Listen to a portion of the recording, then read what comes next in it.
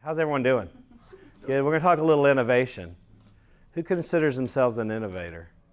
Good. Thank you. Thank you. It's a tough thing because a lot of people won't come right out and say it. But one of the things that I hope to do with this session. Now, what time will we finish? Because sometimes I will go on and on. But we have 3 hours. How many? What? Why is that funny? What? 11:30. Do I have someone who, you know what, I'm a little nervous about staying on time with a bunch of project managers.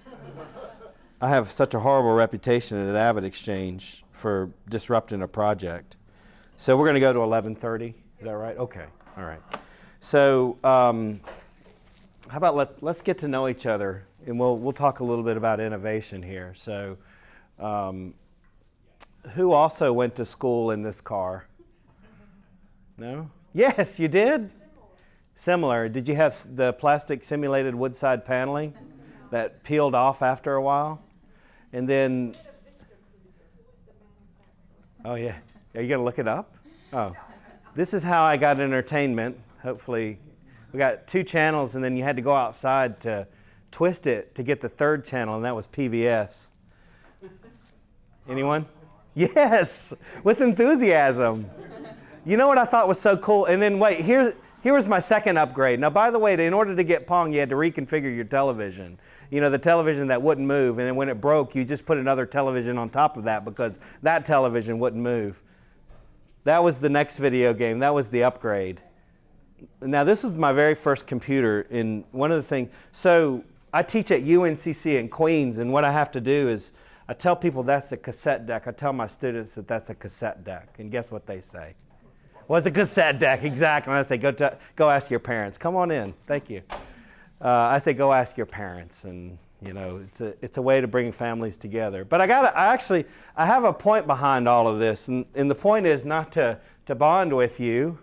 But the point is this, is that, I don't know that wasn't so long ago. It wasn't so long ago. And then now we have this. Do you know what the difference between this and this as far as computing power is concerned? Oh my, who said 1,000 times? Maybe more, you know, so the leap is incredible. And so, we couldn't do anything with this. It had no word processing capabilities. I had a stack of cassette decks that would run a single program that was completely useless, you know. But the point is that in the palm of our hands, we have something easily 1,000 times, 2,000, 5,000. I probably should do the math on it because, but my point is that anyone ever heard of Moore's Law? Has anyone ever heard of Moore's Law? And that, do you know it? Can you state it, or? This is my favorite person. But basically, it goes like this. I'll give it to you. Is that computing power doubles every 18 months? That's Moore's Law. Now, come on in. Good seats are still available. So far, have been hilarious. So Moore's Law states that every 18 months, computing power doubles.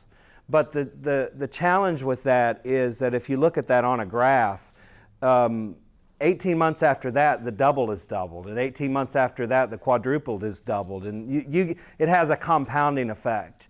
And what happens is, as computing power becomes more and more robust, there's got to be a better word for that. Anyone wants to shout out a better word for that. But as computing power becomes stronger, innovation follows right behind it.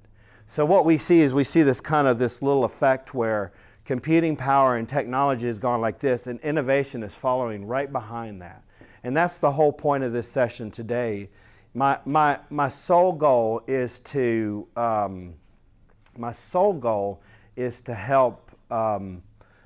help you have a different view of what innovation actually is. Is that cool? Is that cool? Now, one thing, we'll do a little class participation here. Are you ready? I'm famous for this. I hope no one hates to talk in front of a group. If you do, I won't point you out. But anyone else have something that they want to get out of this time? Anyone have an agenda that they want to talk about, or anything, any other? I know that sounds kind of wide open, but anything else that you want to talk about? We're hoping to learn besides, what is innovation? That's really my crux. Okay. So this is my shameless slide. I've written 8 books, and mostly, so here's what anyone else have written a book. Here's the great thing about writing a book is that when people find out that you write a book, they're like, oh my God, that's awesome. And then usually it's on an airplane, and I'll say, they'll say, well, what is it about? Hoping it's some, crazy spy novel or something like that. And I'll say, typically I write on the accounts payable process or the payment process. And then there's this long, awkward pause. And then they say, well, do you have any kids or hobbies? Because they want out of that. They don't want in on that at all. But I started a company 17 years ago called AvidXchange. Anyone ever heard of AvidXchange? It's kind of like I like to say we're the sophomores that get to sit at the senior table because we ran back a kick by accident. That's what. But I'll give you one little bit of history about AvidXchange, and I'm going to give you a little background if you don't mind, so you'll know where all of this innovation talk is coming from. That's my point behind that. I'm trying not to do an AvidXchange pep rally, but when you walk out of this building this afternoon, and you look immediately to the right, there's a single red brick building down there. I don't know if you saw that at 9th and Brevard Street.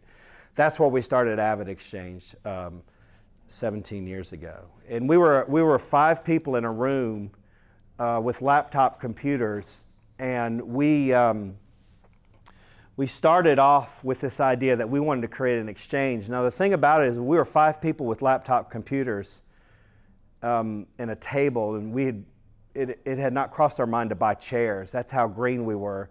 So someone was like, well, should we buy some chairs? And that was our first business decision. We were so proud of ourselves. I'll give you this, just to let you know where the company has come from, is that the first time we ever went to ask for money in New York City, that's what you did in 2000 when you guys were probably understood the technology landscape in 2000. And so what you do is you have this great idea, you assembled a team of people, you go to New York City and you tell them what your idea is. As long as you put .com behind it, they'll give you money. That was basically the way it went. And so we were flying up there. We didn't fly up there. We took a one-way rental car from Charlotte to Greenville, South Carolina, and then we flew from Greenville, South Carolina to Greensboro, and then Greensboro to Charlotte, where we started, and then Charlotte to New Jersey to save money. We didn't have any money. We didn't have any hotel rooms either. We sponged off of people that we knew someone who knew someone who knew someone. And I'm telling you all this because I want to give you an idea of how powerful innovation has been in our lives. And so the long and short of it is we got to New York City, we asked for the money, and then the decision maker, he said, now what's the name of your company? And we said, it's AvidXchange. And this is what he told us. He said, I guess all the good names have been taken. And that was the start of the company. Now you know it because we had this exchange, and there we are right there. That's where we started the whole thing. And we had this idea that we thought was completely innovative, and then we brought it out to the marketplace, and guess what they said about this idea? Yeah, no thanks. So we decided to scrap that idea, and then we decided to do another idea, and guess what they said? No thanks. But third time is the charm, right? So what we did is we took the first idea, we changed it a little bit, we sent it out to the marketplace, and they said, no thanks. So anyway, so here's what's happening, is that, and I think it was out of pure pity. So basically, those no thanks, that was 2 years of our life. That was 2 years without customers, without revenue. Imagine that. I like to tell people, my wife said when I got up this morning to leave, she said, are you going to tell them about the story where we had to rent that house for $400 a month in Lincolnton? And I said, no, I don't think I want to. It's too painful. Because during the wintertime, the heat wouldn't circulate. We had to wear our coats in the kitchen to cook anything, which I still have a picture of my wife cooking with her winter coat on. So, but that gives you an idea of what kind of company we were back then. Hopefully you like those stories. But the long and short of it is that we accidentally ran into a guy who said, well, here's the problem you have with your third product. The problem you have with your third product is that even though it's created an electronic purchase order, because that's what we were doing, you send us a paper invoice, and we have no way to take your paper invoice and connect it with our electronic purchase order. And then he said, is there any way you can make the invoice digital? That's what he said. That was his question for us. And guess what we said? Sure. Sure, no, we didn't say that. We'll try. What? We'll try. I like your attitude. You'd be a good Exchanger. No, we didn't say that. We didn't say no. We didn't say yes. We said, would you be willing to pay for that? Now that's kind of, that's a little dirty pool, but that was really the question that we were trying to answer with our product. Would you be willing to pay for that? Now I know that sounds really crass, and I know, your parents have probably taught you never talk about money. Money's one of those kind of things that we just don't talk about. But at that point, the reason why I told that story about my wife cooking in her winter coat is because I wanted you to know one thing. We were pretty desperate. We were really desperate. We were you got it, right? You got the picture, right? And so this guy's name is Richard Ross, is in Atlanta, Georgia, and guess what he said when we said, would you be willing to pay for that? He said, absolutely. Yes, that's what now, that was the whole thing, because we were searching for, looking back on it, we were searching for something that people were willing to buy. That was our first criteria. And that they were willing to buy at a premium. That was our second criteria. Now the second criteria sounds like a nuance, but it was very significant to us because we felt like we couldn't start a company and sustain a company if we had 1 million people at $5. We'd rather have 5 people at $1 million. Does that make sense? It kind of makes sense, but we consciously did that. We believed that we wouldn't be able to have a company if we just had a bunch of customers. So willing to buy at a premium, and then stick with us. And one of the greatest things about AvidXchange is in 2002, when we started that product, we have a 97.7% retention rate to this day. Now that's really important for our company because at no point did we ever had to say, what do we do about the people that we lost? So all of that to say, and then because of that criteria, that created our initial innovation. And the initial innovation was, we were going to digitize invoices, we're going to put it into an approval process, and then we're going to send it to an accounting system and upload it electronically. Now, back to my books, right? There's nothing less sexy in this entire world than the accounts payable process.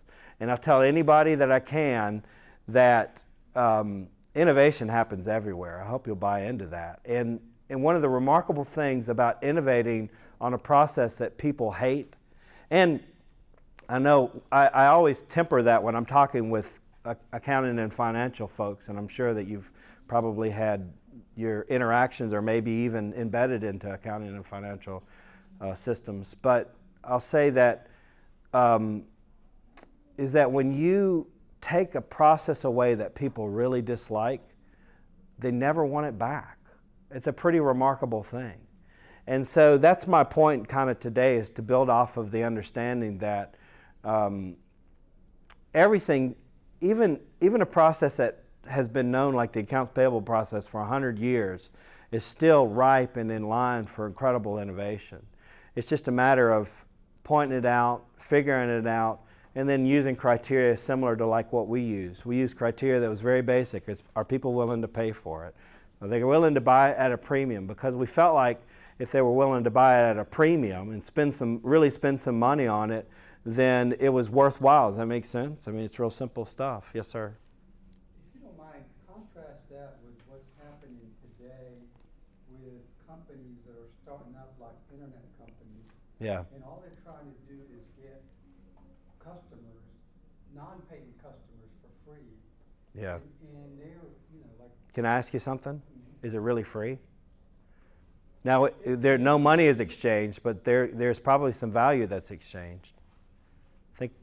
I don't put you on the spot. Yeah, what? Personal information. You bet. You bet. It's personal information, but it's not just personal information, so hopefully this won't freak you out. But tech companies, what they're notorious for doing is that when they give something away, there's one or two things that they're trying to do. One is they're trying to set you up for purchase later, which is pretty straightforward. But two is they're looking for your habits. They want to know when you're on this thing. So you ever... Waze, do you know that one? Oh my God, that thing is awesome, isn't it? I was driving down the road, and I live in South Carolina, and I don't know if you can know about South Carolina roads, but that pothole thing's going off. There's a pothole. I know there's a pothole. I'm in South Carolina, there's a pothole. And then yesterday there's a carcass in the middle of the road. So even though right on the outside I didn't pay anything for that. Waze knows where I'm going, how often I'm going, and what I'm doing there when I get there. And they're selling the heck out of that. And that's a very valuable commodity to them. So let me go back to your question. So you want to contrast this, they're willing to buy at a premium, and stick with us with today's kind of freemium model where they just give it away. I think the thing is that, so there's some, I'm off on a tangent. Aren't making it just, because I know of one that did a book club. Yeah. And they have that app Yeah. for free, and they say that they're trying to let it grow organically, and Yeah. they're spending $50,000 a month on it, and they're not getting any income out of it. Yeah, so I love this conversation. So one of the things that a place like that would go is that they would say is that eventually they're going to get to a critical mass, and then what they're going to do is they're going to sell that critical mass. Someone in that organization. So I'm off. Here we go. I teach entrepreneurship at Queens and UNCC, and this is the stuff we talk about. And one of the things that there's probably an investor in that company that has said, I need a 10-year buyout. So you have to be at this particular amount of customers in 10 years, and then we'll buy it out, and I'll get my money back. I'm off on a tangent here, but I'll tell you this, just simply because we're on the topic, is that tech companies that take money too quickly, it'll ruin their company. And now at Avid, back to this, at Avid, we didn't take any money until 2015. And we raised $600 million between 2015 and right now. That's why you know about us, is because we raised all this capital. We raised what's called late stage capital because what we had already done is we had validated that our product was something that people were willing to buy at a premium. And we had actually established a business. Here, I'll fast forward here. We had established a business. We were a $7 million company in 2009, and that was just purely off of our efforts. But the point that I want to get back to, the point that I want to kind of stay on, is that all of this was because of our innovative techniques, our innovative loop. So we made this up as we went along, and of course the future looks bright for Avid. We had a couple of, so we're a $1.4 billion company. We have about 1,000 employees now, and if you've gone down to the Music Factory, you'll see our building, and it's a great place. I don't know if anyone's ever been down there, but if you know the building, just walk outside and look at that single red brick building and think about, I got my car repoed the first year that we started Avid, and the bad thing about that is it was a Nissan Altima. I mean, there's no more affordable car in the world than a Nissan Altima. My mother-in-law is, you can't even afford a Nissan Altima. What the hell are you doing? She's real happy now. She tends to forget all of that motivational talk she gave me about her daughter messing up, and I don't want to talk about it. By the way, if my wife ever leaves me, I'm going with her. I think that's something you should know. Thank you. I told you this would be funny. What was I talking about? So, again, kind of like the 1980 computer to this, the difference between the 1980 computer and this, taking Moore's law in effect, is that every 18 months processing capability doubles. And then what follows processing capability is innovation. And you have to be able to leverage and capture it. You have to be intentional about innovating. And I'm going to give you a couple of examples, and I'm going to give you some real world concrete, how do you innovate? I'm going to start that now. So all of this was a setup. Does anyone feel set up? So I'm going to try to stay away from AvidXchange because it seems like I'm becoming a little bit of a pep rally. But we have a core value that states innovate to change the game. And I'm going to just pivot out of that. And I'm going to start with the problem, all right? You guys are problem solvers, right? I'm very nervous about being around a bunch of project managers because I'm afraid I'm going to go over my time. So I got on this idea of innovation. And it's a buzzword, by the way. Does that make sense? And I'm not, there's probably a better word. Are you not a buzzword guy? Does it drive you crazy? I love buzzwords. Oh, you love buzzwords. Me too. I noticed. Yeah. But you know what? Somebody told me they said every time they had a bet, every time I said innovation, they'd change a dollar bill and you would add it. Okay, it was so. I said I want to get in on that, but so here's the thing. There's a little bit of a problem with the word innovation because it is buzzwordy, and then people use it, and then for me, I see a lot of startups. They come to me and they say, "I'm looking to do something. Can you help me?" And I always ask them, "Well, what's your idea?" And I get this like long explanation about what it is, and then I either stop them or hear them out, and I say, "Is it innovative?" And they always say, "What?" Yeah. Absolutely. Absolutely. And then I ask them the one question that I really want to ask them, which is, how do you know? Now, there's usually a long explanation that ends with, well, because I think so. That's the problem with innovation, is that it's really buzzwordy, and people have put their own kind of, wrapper around what it should be. And so when we don't have a common definition, we can't do something together. Make sense? Hopefully. Yes, sir. Do you have a definition of innovation? I sure do. It's the whole program. Okay, I'm going to give it to you. But look, here, we're working together. I think it's your glasses. So I went to the Google. Has anyone ever heard of the Google? I tell people that if you're over 50, you put the in front of all technology, and then if you're over 60, you pluralize everything. So my grandmother asked me about the Twitters. So yeah, maybe not. So I went to the Google and I asked the Google, what is innovation? And here's the problem. And that is, the definition is the action or process of innovating.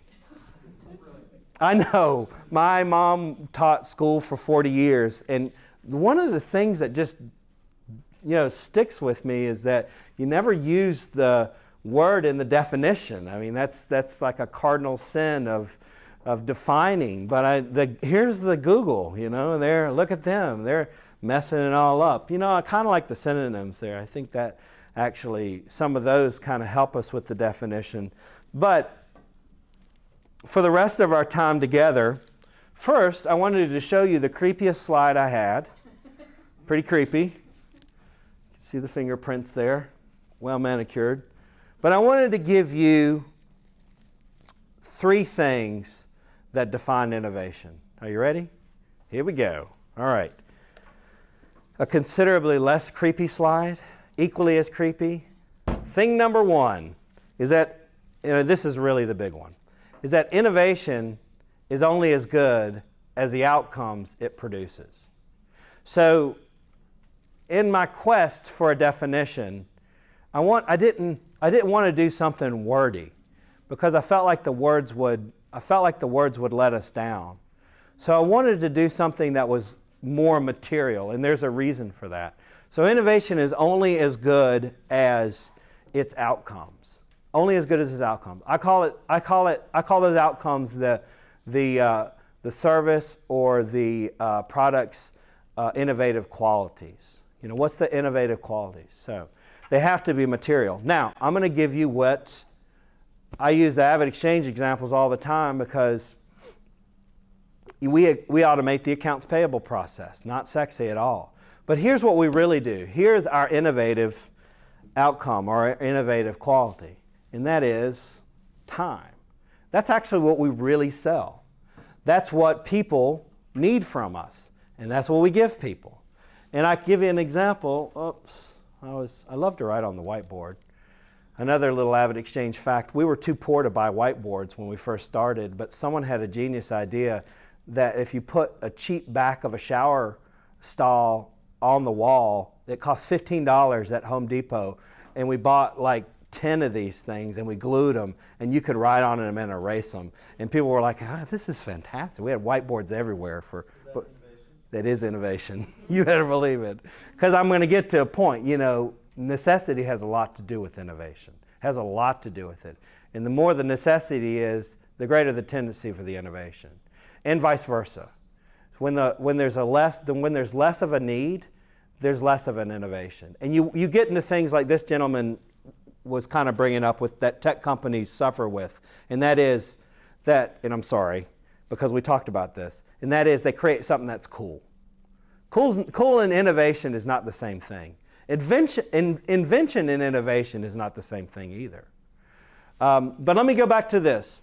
Our innovative quality is time. So if you think about it, by the way, I wish I knew what your businesses were. I probably could talk more directly to you.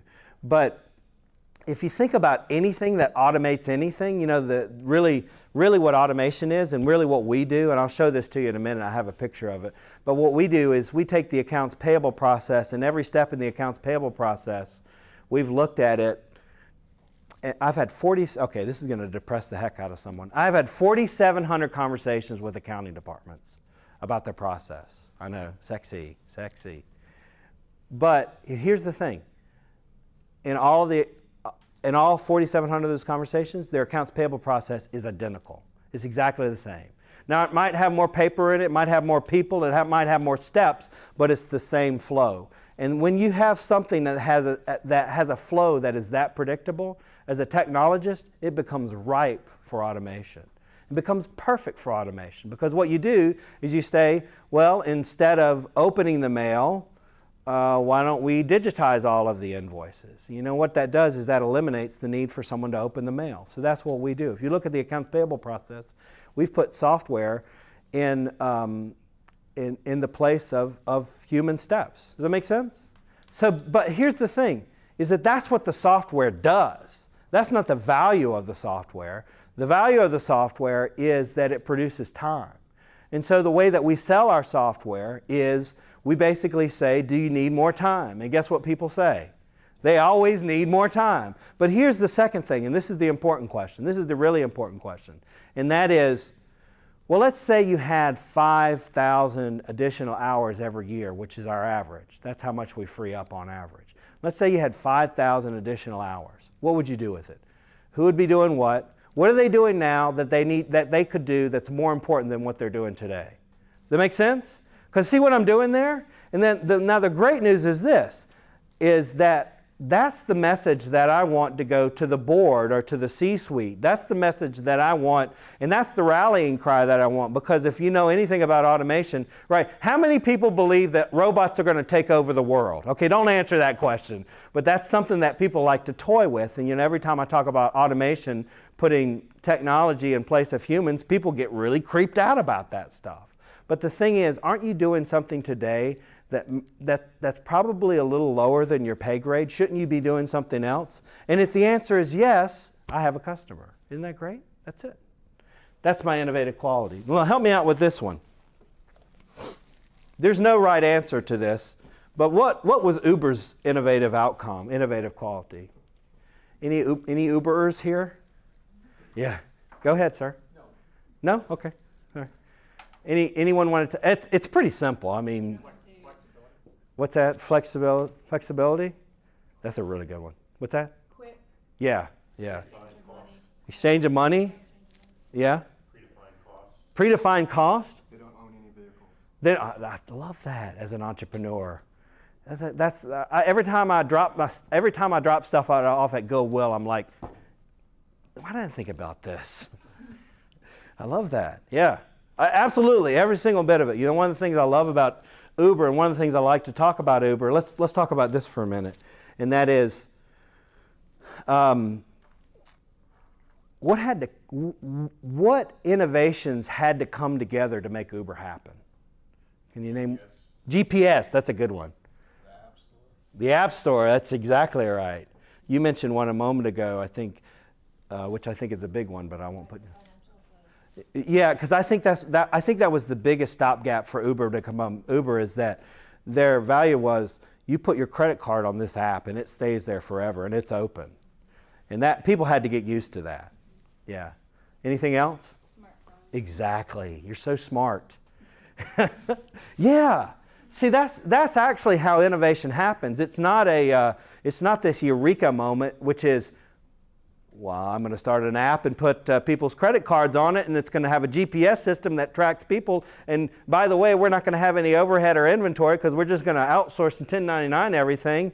That's not how it works. It doesn't work like that. It also doesn't work if you go in there and you say, hey, let's get into a room and start a company, right? Okay, who's got an idea, right? I love brainstorming. That's my favorite thing in the world, because if you don't have a properly propped up brainstorming session, someone starts to get violent. And they're like, come on, man. We talked about this. Stupid? No, I'm not calling him stupid. I know him. So that's the great thing about innovation. It's got these little things here and there. Let me tell you a quick story real quick. And I think this is one of the most remarkable things, and I hope I get emotional about this. And that is, there was an epidemic in Africa with preemies not living. I was trying to think of a really eloquent way to say that, but their infant mortality rate was just through the roof because they had no, incubators. I think that's what you call them. What do you? Yeah. So what happened was a United States foundation raised a bunch of money and bought them a bunch of these high-tech incubators and sent them to Africa, installed them, and propped them up, and they're in business, right? But guess what? Do you know the story? But you know what happens is the United States, we're famous for going over somewhere else and saying, hey, you should do this because this is the way we do it and it's got to be the best. But what happened was there was no one in the entire country that could maintain and service those highly sophisticated instruments. And so once it broke, it was never to be serviced again. And what happened was someone came along and started working on the problem, and they started thinking backward about it. And they said, mechanically, what's the thing that we have the most of? And it was Toyota 4Runners. In that country, there were more Toyota 4Runners than anything. Like the old school 4Runners. You probably can picture it in your mind. And so what some genius did is they cobbled together an incubator with headlights right underneath it for warmth, and fans and starters all out of 4Runner parts. And that's how they built the incubator. Isn't that remarkable? And that's how innovation happens. Like I said, necessity. But the thing was that they cobbled together car parts to make these incubators, because the great news about it was every time the incubator would break, they had 3, 4, 5 dozen people who could fix the thing, right? So that's how innovation happens. I put this up here, but I don't know if I agree with it. But one of the biggest innovative qualities about Uber is it makes the process of getting from A to B very inexpensive, right? Does it make sense? Yeah, it was genius. And it was that whole idea. They didn't carry a lot of inventory. They didn't have a lot of need to have a lot of expenses, and they destroyed the taxi industry. I hope no one here is a big fan of the taxi industry, but Uber destroyed it. Do you know the second industry that Uber's going after that's taken a big hit? Food delivery? They're getting there. They're trying to make an impact, but that's a good one. Rent-a-cars. The rental-car industry is suffering, and it's because of Uber. And so, it has all this fascinating kind of ripples, the innovation cobbled together, all this stuff. How about this one? What was kind of their innovative quality? Convenience. I love a crowd like this, convenience, because you, sir, went to a Blockbuster, didn't you? And you had late fees too, didn't you? I remember my Friday routine was that, because when I got out of college, I was selling life insurance, and I was really good too. No, I wasn't. I was horrible. First year in business, I made 6 figures, $2,163.72. My wife was the breadwinner. She was actually the breadwinner because she worked at a pizza place making $35 a week plus all the pizza we could eat. So my whole Friday routine was, because I was basically independent. About 2 o'clock, I'd head to Blockbuster to get in line to get the good movies. I was just real anxious about that whole thing. So convenience, you say, is the innovative quality. Anyone else? I think one maybe negative, cost. Yeah, cost. I think one maybe negative was kind of the hatred for Blockbuster. I know that hopefully we don't have any Blockbuster fans there. But I think that Blockbuster made it easy for a company like Netflix to come along and innovate. And basically you got the product that you needed, within a timely manner. You didn't have to go anywhere, and it, you just put it in the mailbox. You took it out of the mailbox. I think that was its innovative quality. So just to reiterate and kind of put a bow on this, you got to find you have to find your innovative quality, your innovative outcome. You know, what is it that it actually does? What's its real purpose? You know, what's its real meaning? What's its outcome? And then, and let me kind of put you in the head of some tech folks. And I say this with all due respect because I'm one of these, is that when you're in technology, has anyone ever seen this? Where it's called the golden circle. Has anyone ever seen this? Yeah, what's that? Yeah, it's pretty good. I'm gonna put this under the frame of technologist. I don't know if this is kind of your world or not, but this is the world that we get trapped in, is that we spend all of our time as technologists on how our thing does what it does. Let me show you the loop here. And the loop is, what we do is we automate the accounts payable process. How we do it is that we digitize an invoice, put it into an approval process, coded, approved, entered into an accounting system electronically, selected for payment, and then an electronic payment coming out on the back end, and everything is filed. So that's how we do it. And the problem with a lot of people, especially technically focused people, is that that's where they want to spend all their time. And I always say, be careful with a tech entrepreneur that's just kind of starting up and just going, because if you see them at a party or something like that, or just anywhere, and you say, hey, what are you up to? Now you're in a 45-minute monologue, right? They're going to start right from the database, and they're going to tell you how they've been working on it, and then, oh my God, and they're going to work all the way up to the mid-level, and then they're going to go to the UI, and they're going to talk about deployment, and right? You're probably associated or married to these people.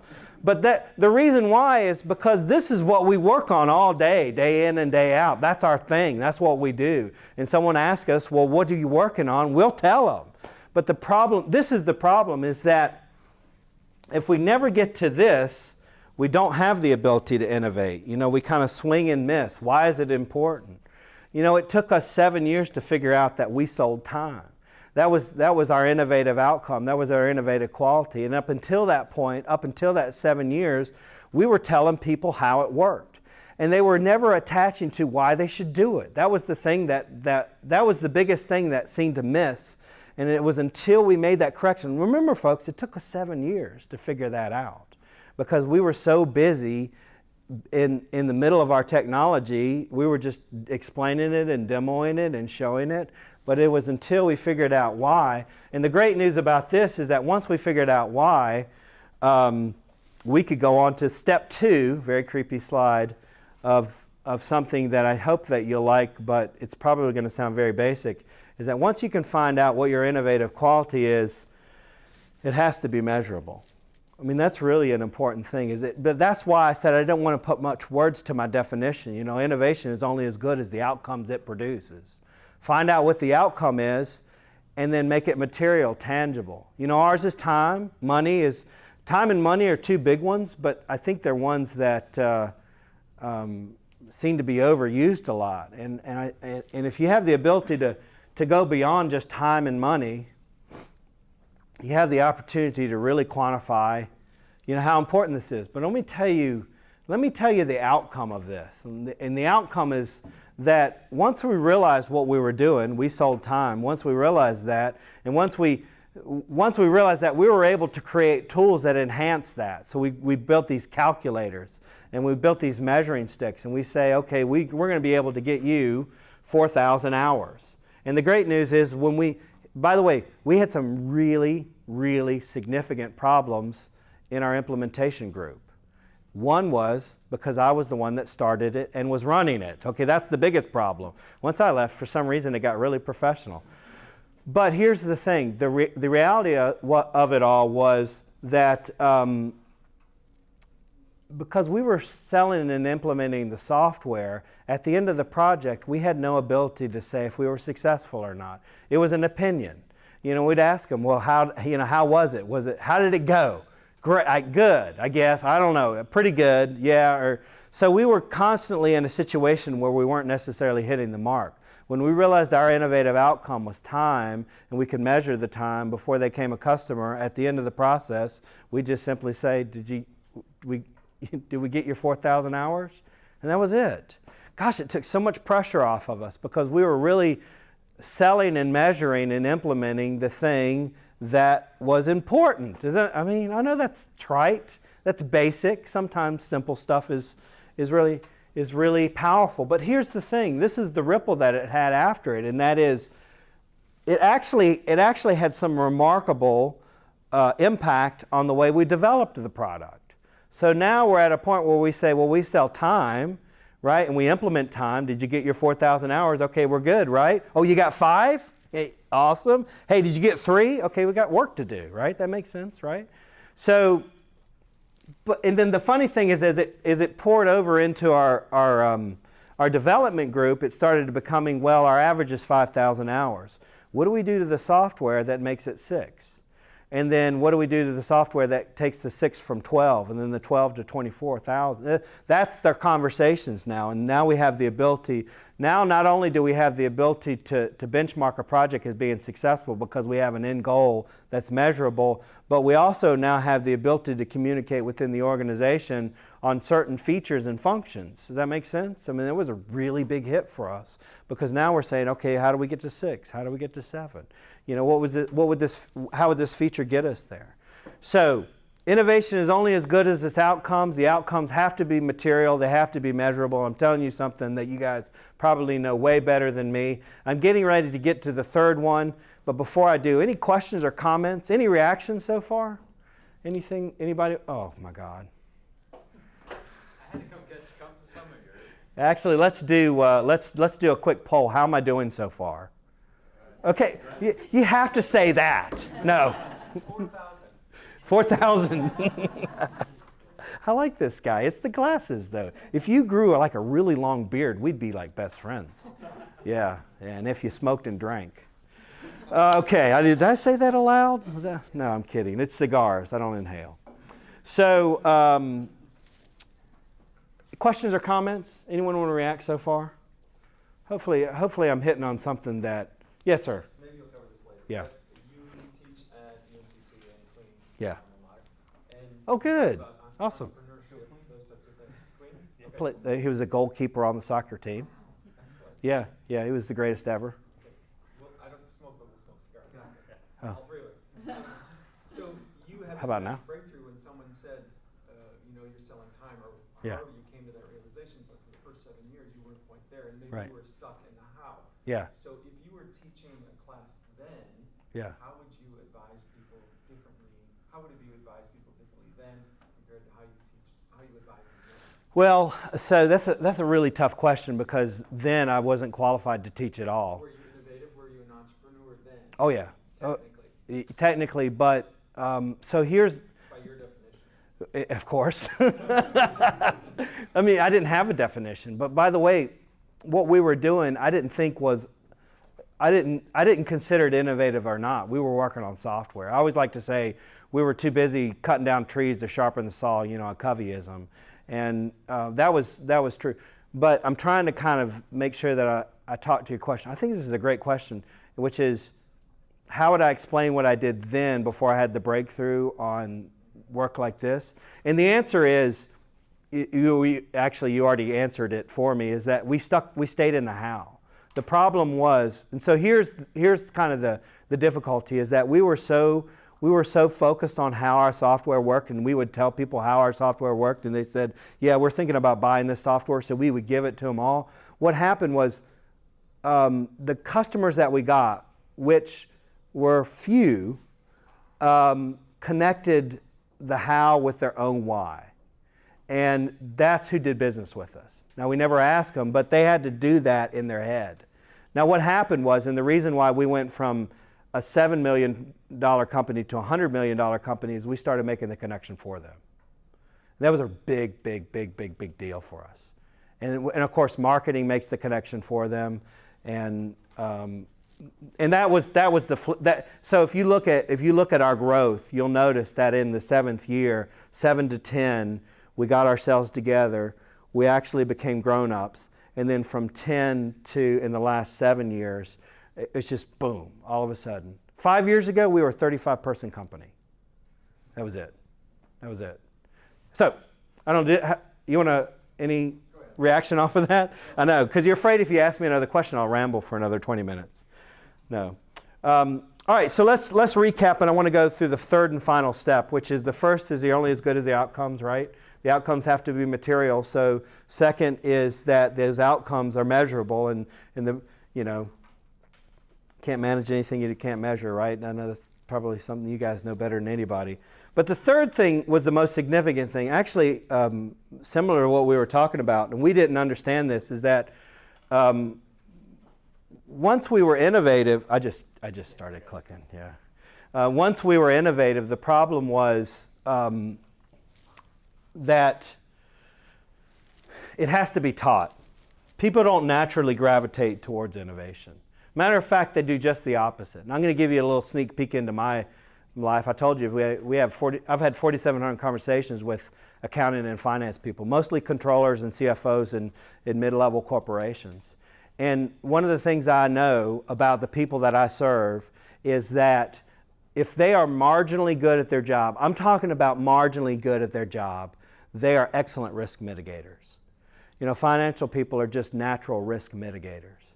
And so here we are in the first 7 years coming into a company and going, look what you could gain, look what you could get, look where, get into the 21st century, look what you could own, look what you could have, look how creative. And every time we said, look what you could have, gain, or anything that was kind of outside of the box, they said what? No. Risk. You kill risk. I kill risk. So what we realized was that once we realized what our innovative qualities were, I gave you a simple one time. We have others, but once we really looked at our outcomes, we had to tell people why it was important. That was really, really, really important. And let me give you an example. And this is the example that I love more than anything, because what I'm about ready to tell you is back to this gentleman's point really early, which was there's all these tech companies out there, they're doing this and they're doing that. And we have a tendency to forget, because of the technology, that nothing has changed. Let me explain that. I got to explain that. Does anybody know what this is? Has anyone ever used one of these? Really? Huh. How about that? So, can you help me out here? Do you vacuum? Yes. Okay, good. A lot? Are you good at it? Well, yeah. Can you tell me the last time you bought a vacuum cleaner? Just take me through that. What was it like? Ago, Yeah. We bought a cheap one and that broke, so we had to buy another. Learned your lesson, didn't you? Yeah. So, did you go to the store? Did you go online, or? We went online. Well, what happened was we went to Target, and my wife and I basically were searching online, looking up all types of reviews. That's it. Now, did anyone have to explain to you the real value of the vacuum cleaner? No. No, you just bought it because you knew the value. But hey, I'm going to say something stupid. Does anyone remember when the vacuum cleaner was introduced? No, I'm kidding. Does anyone know? So, by the way, the group that invented the vacuum cleaner, they had a huge challenge in a mountain that they had to climb, and that was that this thing, it looked creepy, and it was, it used that newfangled electricity stuff. And people were like, why do I need something like this? And people were a little scared of it, be frank with you, is that they just didn't really understand it. It was creepy and it was bulky and it was noisy, and and they were like, why would I need this? Because every couple of weeks I just take my carpets out and I just beat the mess out of them, right? Why would I need anything like that? And so along came the good old-fashioned door-to-door vacuum cleaner sales guy, right? And what was his job in this whole thing, besides making sure that the lady of the house bought this vacuum cleaner? What was his job? Yeah. He had to demonstrate it. But really, what he was doing is he was teaching why this was valuable. It's the same thing. There's no difference. Is my time up? It's the same. I hope I'm connecting with somebody, because if you look at this you brought up Queens and UNCC. All of my classes are about economic cycles and history. That's it. They're basically a study of history, and because none of this has changed at all. And so we can really take some inspiration from the vacuum cleaner salesman. Or I saw a fascinating documentary on Netflix about Bible salesmen in the 60s. It was an amazing thing. But that's the thing, is that people had to be taught why the vacuum cleaner was important. They just didn't naturally gravitate that. But today, this young man just goes to Target and willy-nilly buys one, because you don't have to be. Imagine if a car salesman came to you and said, okay, we're going to do some calculations on how I can get you to work faster. You don't have to. The car salesman just sells the car. They have the luxury of everyone in their market understanding the value of the car. But here's the thing, that's the whole point behind this discussion today, is that when you're innovative, people don't know the value. And a lot of assumptions are made by the innovator that their values are the same as the values to the people that they're presenting to. And my hope for you is to call that out, because it's not. You can't leave that to granted. Like this gentleman asked us, the 7 years that we struggled, we were leaving it to chance, and every once in a while someone would connect with our innovative values. But what changed the company was we started telling people why it was value and what they should think about. I love Steve Jobs. He was notorious for that. Steve Jobs didn't ask a customer what they wanted, right? He told the customer. Now, I don't expect that you do that every time, because that's a little risky. But that's what innovation, you have to teach why it's important and what it's valuable to. So you ready to see what ours is, just as an example to put a bow on this? This, ladies and gentlemen, is an accounts payable process. Who's excited? Yay! Yay! The invoice comes in, it's open, matched with the purchase order, coded, approved, entered into the accounting system, and this is what we do. Okay, for those of you that missed it, here's an AP process, and here's what we do. And everything that's slashed out is taken over by our innovation or our technology. So that's the last point that I want to make, is that your innovation is only as good as the outcome. The more powerful the outcome, the more innovative. The more you can measure that, the more you can amp it, the more you can control it. And then lastly, never take it to chance that people understand your innovation. They constantly have to be taught why it's important. Make sense? There you go. Thank you. And that's my contact information. Feel free to take a picture of this if you want to talk more about this.